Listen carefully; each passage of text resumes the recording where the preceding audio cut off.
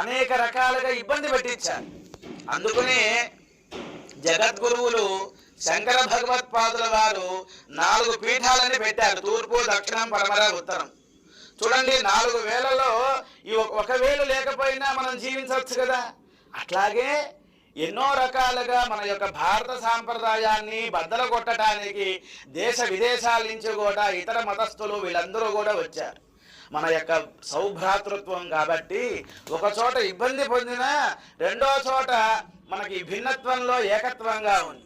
మనకి చూడండి, రేపు భగిని హస్త భోజనం విజయనాడు చేస్తాం, ఉత్తరాది వాళ్ళు రాఖీ పౌర్ణమి చేస్తారు.